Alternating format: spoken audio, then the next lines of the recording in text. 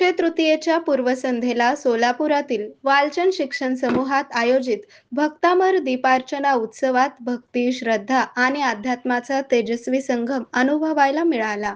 असंख्य दीपांच्या लखलखत्या प्रकाशात उजळलेल्या परिसराने एक अद्वितीय आध्यात्मिक वातावरण निर्माण केले आणि उपस्थितांच्या अंतःकरणात आत्मशांतीचा दीप प्रज्वलित झाला.